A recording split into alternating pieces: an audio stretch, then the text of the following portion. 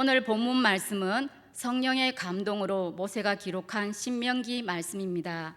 신명기는 이스라엘 백성들이 광야로 나와 40년간 가나안 백성이 되기 위한 훈련을 받고 드디어 가나안 땅에 들어가기 직전에 모압 평지에서 모세가 그들에게 가나안에 들어가면 하나님 백성으로 어떻게 살아야 할 것인가를 교육한 말씀입니다. 특히 오늘 본문 말씀은 하나님의 말씀에 대한 순종과 그 순종에 대한 하나님의 복에 대하여 말씀하고 있습니다. 하나님께서는 이스라엘을 하나님을 섬기는 거룩한 백성으로 삼으셨습니다. 그리고 거룩한 백성으로서 거룩한 삶을 살기를 원하셨지요. 거룩한 백성으로서 거룩한 삶은 하나님 말씀에 대한 순종입니다.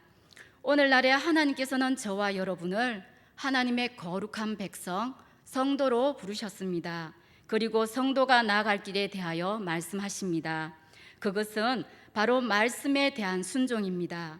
그리고 순종하는 자에게 주시는 풍성한 복에 대하여도 말씀하고 계십니다. 이와 같이 성도인 저와 여러분은 언제나 하나님의 말씀에 순종하여 말씀대로 살아감으로 영육간의 풍성한 복을 받아 누리시는 성도님들이 되시기를 주님의 이름으로 축복합니다. 오늘 하나님께서는 본문 말씀을 통해서 저와 여러분에게 성도의 나아갈 길에 대하여 두 가지로 말씀하고 계십니다. 첫째로 말씀을 사모하여 들어야 합니다. 다 함께 본문 1절 말씀 함께 읽도록 하겠습니다. 내가 내 하나님 여호와의 말씀을 삼가 듣고 내가 오늘 내게 명령하는 그의 모든 명령을 지켜 행하면 내 하나님 여호와께서 너를 세계 모든 민족 위에 뛰어나게 하실 것이라, 이렇게 말씀하십니다. 성도 여러분, 우리가 왜 교회를 다니고 신앙생활을 해야 하는지 그 목적이 분명해야 합니다. 그 목적을 모르면 신앙이 성장하지 않고 또 어려운 일을 만나거나 반대로 일이 잘 되고 잘 풀릴 때 신앙을 지킬 수가 없기 때문입니다. 그런데 그 목적을 어떻게 알 수 있습니까? 하나님께서는 누구이고 나는 누구이며 내가 왜 교회에 다녀야 하고 수고하고 봉사하며 충성하며 헌신해야 하는 것인지, 그리고 그 대가는 무엇이며 그 이후에 마지막에는 우리는 어떻게 되는지, 이런 것들을 어디에서 알 수 있습니까? 바로 성경 말씀을 통해서 알아가는 것입니다. 그렇기 때문에 하나님 말씀에 관심을 갖고 그 말씀을 읽고 듣는 것은 당연합니다. 우리가 하나님 뜻대로 살기 위해서는 먼저 말씀을 사모하고 그 말씀을 읽고 들어야 합니다. 왜냐하면 그 말씀 안에 비밀이 있기 때문입니다. 홍수가 나면 세상이 물로 넘치지만 정작 마실 물은 없습니다. 세상이 발전하고 살기 좋은 환경으로 많이 성장하였지만 오히려 윤리와 도덕이 무너지고 방탕하고 양심이 마비되어 가는 세상에서 우리가 바르게 또한 행복하게 살아갈 수 있는 여건이 참으로 어렵습니다. 그렇다고 우리가 세상의 흐름을 따라갈 수는 없는 일입니다. 그럼 우리가 어떻게 살아가야 하겠습니까? 말씀을 따라 살아야 합니다. 그럴 때 내가 변화되고 내가 변화되면 세상은 변화되는 것입니다. 하나님 말씀은 능력이 있어 우리와 세상을 변화시킬 수 있기 때문입니다. 히브리서 4장 2절 말씀에 하나님의 말씀은 살아있고 활력이 있어 좌우의 날선 어떤 검보다 예리하고 혼과 영과 및 관절과 골수를 찔러 쪼개기까지 하며 또 마음의 생각과 뜻을 판단하나니, 이렇게 말씀합니다. 그런데 여전히 세상이 변하지 않고 갈수록 혼탁해지는 것은 어쩐 일일까요? 저와 여러분이 더 말씀 위에 바로 서야 하겠습니다. 오직 말씀을 따라 사시기를 바랍니다. 철저하게 말씀 중심의 생활하시기를 간절히 소망합니다. 우리가 말씀 위에 바로 세워지면 변화될 것입니다. 우리가 변화되면 세상이 변화될 것입니다. 이러한 소망으로 더욱 말씀을 열심히 읽고 듣고 배우고 순종하여 실천하는 저와 여러분이 되시기를 소망합니다. 오늘 본문에서 백성들이 복된 삶을 살 수 있는 조건으로 말씀을 사모하여 듣는 것을 말씀합니다. 왜냐하면 우리 신앙은 바로 말씀을 듣고 읽는 데서부터 출발하기 때문입니다. 로마서 10장 17절 말씀에 그러므로 믿음은 들음에서 나며 들음은 그리스도의 말씀으로 말미암았느니라 이렇게 말씀하는데요. 남유다 16대 왕인 요시야가 대대적인 종교개혁을 일으켜 하나님께 복을 받는데 그 계기가 바로 성전을 수리하다 발견한 율법책을 읽어주는 것을 듣고서부터 시작된 것입니다. 그 말씀을 들을 때 요시야 왕은 철저하게 회개하고 그 회개를 통해 하나님과의 관계가 회복되어 우상과 산당을 제거하고 강력한 종교개혁을 일으켰던 것입니다. 말씀이 우리의 혼과 영과 및 관절과 골수를 찔러 쪼개기까지 하며 또 마음의 생각과 뜻을 감찰하시는 하나님의 능력이 잘 드러나고 있습니다. 본문에서 삼가 듣고라는 말은 사모하는 마음으로 말씀을 듣고 또 들으라는 뜻입니다. 그러므로 말씀을 읽고 들으시되 사모하는 마음으로 읽고 들으십시오. 시편 1편 1절 2절 말씀에 보면 복 있는 사람은 악인들의 꾀를 따르지 아니하며 죄인들의 길에 서지 아니하며 오만한 자들의 자리에 앉지 아니하고 오직 여호와의 율법을 즐거워하며 그의 율법을 주야로 묵상하는도다. 아멘. 성도에게는 성도의 길이 있습니다. 성도는 말씀을 사모하며 말씀을 읽고 말씀을 듣고 말씀을 지켜 행하는 길로 가야 합니다. 그럴 때 하나님의 복이 임합니다. 만일 하나님의 복이 임하지 않으면 그 길로 가지 않으시겠습니까? 아닙니다. 성도는 성도의 길로 가야 합니다. 그 길이 험난한 길, 고난의 길, 십자가의 길이라도 그 길로 가야 하는 것이 성도의 본분이요 바른 자세입니다. 하박국 3장 17절 18절 말씀을 보면 비록 무화과 나무가 무성하지 못하며 포도나무에 열매가 없으며 감람나무에 소출이 없으며 밭에 먹을 것이 없으며 우리의 양이 없으며 외양간에 소가 없을지라도 나는 여호와로 말미암아 즐거워하며 나의 구원의 하나님으로 말미암아 기뻐하리로다. 이렇게 말씀하십니다. 복이 있으니까 그 길로 가는 것이 아니라 성도의 길이니까 성도는 당연히 그 길로 가야 하는 것입니다. 우리의 영생 복락은 이 땅에서 이루어지는 것이 아니라 하나님 나라에서 이루어지는 것입니다. 성도 여러분, 하나님 말씀은 지치고 힘들 때 나의 힘이 되시고 상처받은 내 심령을 새롭게 하십니다. 하나님 말씀은 지친 내 영혼에 생수를 공급하시고 독수리 날개를 달아주십니다. 하나님 말씀은 나를 지혜롭게 하여 악인의 올무에서 벗어나게 하시며 나를 의의 길로 인도해 가십니다. 하나님 말씀은 나를 구원의 길로 생명수 강가로 인도해 가십니다. 하나님 말씀은 환경과 조건을 초월하여 기쁨과 소망을 주고 세상을 이기게 합니다. 언제나 말씀을 사모하여 읽고 듣고 묵상함으로 하나님의 뜻을 따르시기를 바랍니다. 그 말씀이 생명의 길로 인도하십니다. 그 말씀이 축복의 길로 인도하십니다. 그 말씀이 승리의 길로 인도하십니다. 그러므로 말씀을 사모하여 읽고 듣고 지켜 행하여 승리와 생명과 축복의 삶을 사시기를 주님의 이름으로 축복합니다. 둘째로 말씀을 지켜 행하여야 합니다. 다 함께 본문 1절 말씀을 읽겠습니다. 내가 내 하나님 여호와의 말씀을 삼가 듣고 내가 오늘 내게 명령하는 그의 모든 명령을 지켜 행하면 내 하나님 여호와께서 너를 세계 모든 민족 위에 뛰어나게 하실 것이라. 아멘. 말씀을 아는 것과 행하는 것은 별개입니다. 말씀을 아무리 많이 알아도 행동으로 나타나지 않으면 아무 의미가 없습니다. 하나님은 오늘 말씀을 통해서 이스라엘 백성에게 자기 백성으로 삼으시고 또한 엄청난 복을 약속하시고 그 복을 받기 위해서는 먼저 말씀을 듣고 지켜 행하라고 하십니다. 말씀을 듣고 행할 때 그 말씀이 나를 통해 역사하시기 때문입니다. 신명기 30장 8절 말씀에 너는 돌아와 다시 여호와의 말씀을 청종하고 내가 오늘 내게 명령하는 그 모든 명령을 행할 것이다, 이렇게 말씀하십니다.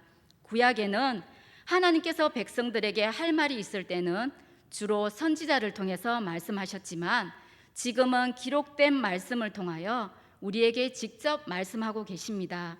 그리고 그 말씀을 읽고 듣고 깨달아 행동으로 지킬 때는 30배, 60배, 100배의 결실을 맺게 됩니다. 바로 30배, 60배, 100배의 결실이 오늘 본문의 1절로 13절에 나오는 복으로 나타납니다. 그런데 순종하고 싶지만 말씀을 지켜 행하려고 하는데 잘 되지 않습니다. 의지가 약하거나 방해가 있을 때 극복하지 못하는 경우가 많습니다. 그렇기 때문에 신앙은 영적 전쟁입니다. 우리는 삶의 현장에서 치열한 영적 전쟁을 치르고 있습니다. 전쟁에서 진다는 것은 죽음을 의미하죠. 영적 전쟁도 이와 같은 이치입니다. 디모데전서 6장 12절 말씀에 믿음의 선한 싸움을 싸우라, 영생을 취하라, 이를 위하여 내가 부르심을 받았고 많은 정인 앞에서 선한 정언을 하였도다, 이렇게 말씀하십니다. 영적 전쟁에서 영생이 걸려 있는 것입니다. 그렇기 때문에 우리는 영생의 삶을 위해서 영적 전쟁에서 반드시 이겨야 합니다. 또한 영적 전쟁에서 이겨 말씀에 순종하는 자에게는 하나님께서 예비하신 큰 복을 누리게 됩니다. 성령의 음성으로 다가오는 하나님 말씀을 온전히 받아들이시기 바랍니다. 레위기 18장 4절 5절 말씀에 너희는 내 법도를 따르며 내 규례를 지켜 그대로 행하라. 나는 너희의 하나님 여호와이니라. 너희는 내 규례와 법도를 지키라. 사람이 이를 행하면 그로 말미암아 살리라. 나는 여호와이니라. 이렇게 말씀하십니다. 여기서 살리라는 말씀은 행복한 삶, 영원한 삶을 산다는 뜻인데 내가 말씀을 행하면 영원히 행복할 거라는 말씀입니다. 너무나도 은혜롭고 축복의 말씀이지요. 성경에 나오는 믿음의 사람들의 공통점은 언제나 말씀에 순종했다는 것입니다. 믿음의 대표적인 아브라함과 이삭과 야곱이 그렇습니다. 아브라함이 하나님의 말씀에 따르지 않고 자기 고향과 아비와 친척집을 떠나지 않았다면 어떻게 믿음의 조상이 되었겠습니까? 이삭이 제물로 드려지는 것을 거부했다면 순종하는 대표자로 예수 그리스도의 예표가 되지 못했을 것입니다. 야곱이 형의 위협으로 말미암아 고향으로 돌아가라는 하나님의 말씀을 거부했다면 이스라엘 12지파의 조상이 되지 못했을 것입니다. 이와 같이 성경의 모든 믿음의 사람들은 말씀을 듣고 지켜 행한 사람들입니다. 그러나 하나님 말씀에 순종하는 것은 고난이고 아픔입니다. 쉽고 편하게 누구나 할 수 있다면 명령도 축복도 약속하지 않았을 것입니다. 한번 생각해 보십시오. 술에 취하라, 도박에 빠져라, 탐욕을 품어라, 미워해라, 시기해라, 수단 방법 가리지 말고 돈만 많이 가져라, 다른 사람 짓밟고 높은 자리에 올라서라, 이렇게 명령하지 않는 이유가 무엇일까요? 이런 것들은 하라고 말하지 않아도 알아서 너무 잘하기 때문이지요. 바로 인간 안의 죄에 타락한 본성이 스스로 죄악으로 타락으로 가는 것입니다.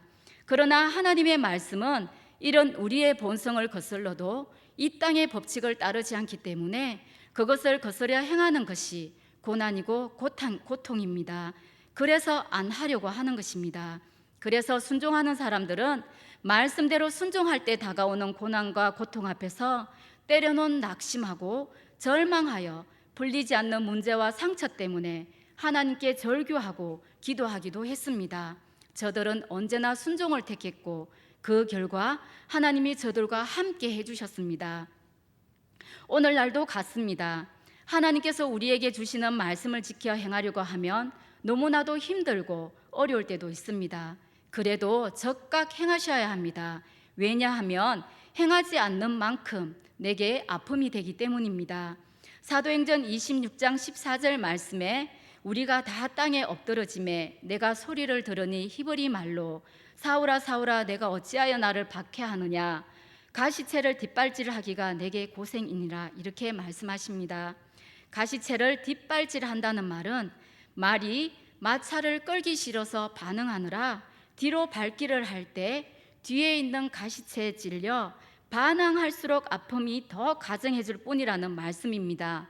다시 말해서 하나님의 백성은 하나님의 말씀을 결국 듣고 따를 수밖에 없다는 뜻입니다.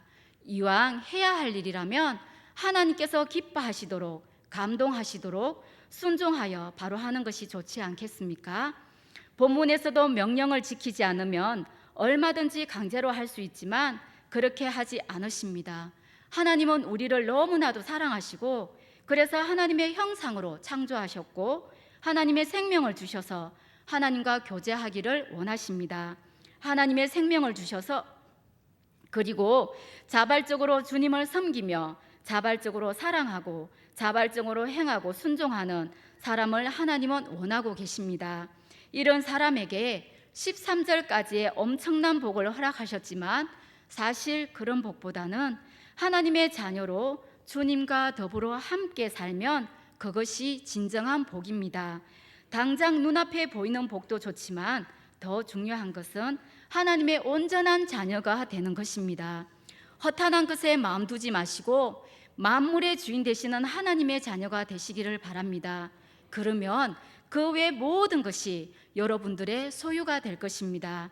로마서 8장 17절 말씀에 자녀이면 또한 상속자 곧 하나님의 상속자요 그리스도와 함께한 상속자니 우리가 그와 함께 영광을 받기 위하여 고난도 함께 받아야 할 것이니라 이렇게 말씀하십니다. 또한 갈라디아서 4장 6장 7절 말씀에 보면 너희가 아들이므로 하나님이 그 아들의 영을 우리 마음 가운데 보내사 아빠 아버지라 부르게 하였느니라. 그러므로 내가 이후로는 종이 아니요 아들이니 아들이면 하나님으로 말미암아 유업을 받을 자니라 이렇게 말씀하십니다. 사랑하는 여러분, 여러분에게 말씀의 사모함이 있으시지요? 매일 말씀을 읽고 묵상함이 있으시지요? 매일매일 말씀에 대한 순종함으로 살고 계시지요? 말씀대로 살기가 어렵고 힘들어도 순종함으로 끝까지 지키고 행하시고 계시지요? 이 시간 성령님의 감동하심과 은혜가 여러분 가운데 충만하기를 소망합니다. 그러므로 말씀에 대한 사모함과 읽고 듣고 깨닫게 되기를 축복합니다. 순종하되 끝까지 말씀을 지켜 행하여 약속된 모든 복을 풍성하게 누리는 복된 성도 여러분들이 되시기를 간절히 소망합니다. 오늘 하나님께서는 본문 말씀을 통해서 저와 여러분들에게 두 가지 축복의 말씀을 주셨습니다. 첫째로 말씀을 사모하며 들어야 합니다. 둘째로 말씀을 지켜 행하여야 합니다. 예수님이 온갖 멸시와 천대를 받고 십자가에서 죽으셨던 것은 우리를 구원하시기 위한 하나님의 뜻에 대한 순종이었습니다. 십자가에서 죽으셨지만 3일 만에 부활하셨고 하늘로 성천하셔서 하늘 보좌의 영광과 모든 이름 위에 뛰어난 이름 구세주의 이름으로 오늘까지 모든 사람에게 구원을 주시는 가장 존귀한 분이 되셨습니다. 예수님은 말씀의 예언대로 이 땅에 오셨고 말씀의 은혜가 충만하였으며 말씀으로 역사하셨고 말씀대로 순종하여 십자가를 지셨으며 말씀대로 3일 만에 부활하셨으며 성천하시면서 다시 오시겠다고 재림의 약속을 말씀하셨습니다. 언제나 삶 속에서 말씀을 사모하여 열심히 읽고 들으며 말씀에 순종하고 말씀대로 살고 말씀을 지켜 행하여 마지막에 영생 구원을 성취하시고 모든 복을 받아 누리시는 사천업교회 성도님들이 되시기를 주님의 이름으로 축복합니다. 기도하시겠습니다.